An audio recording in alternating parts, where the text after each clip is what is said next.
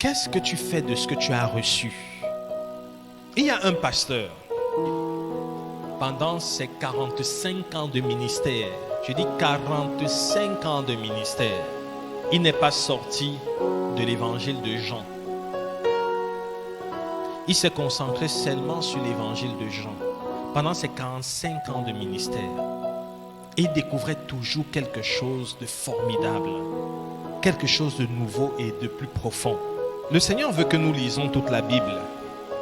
C'est vrai. Mais frère, si tu lis la Bible, si tu lis un chapitre et qu'un verset tu ne mets pas en pratique, ça sert à quoi? Ça ne sert à rien du tout. Ça sert à rien du tout. Ça sert à rien du tout de lire un livre de la Bible et ne pas mettre en pratique. Ça sert à rien du tout. Alors à ce moment, tu n'es pas différent de celui qui n'a même rien lu.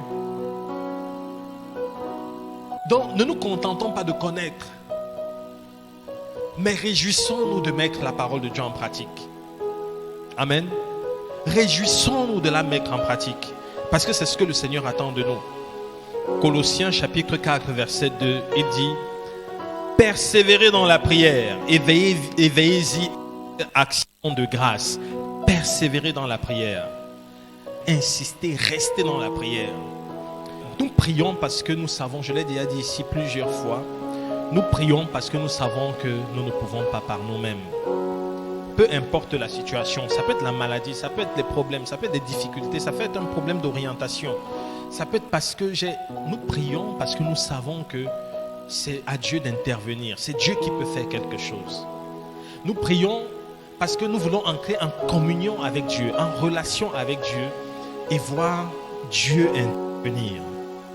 Si je ne prie pas, c'est parce que je ne veux pas voir Dieu intervenir. Peut-être que je ne pense pas comme ça, mais c'est ça la réalité. C'est parce que je ne crois pas que Dieu va faire quelque chose. Et dans Matthieu chapitre 6, versets 6 à 13, il dit: quand tu pries, entre dans ta chambre, ferme ta porte et parle à ton Père qui est dans le secret.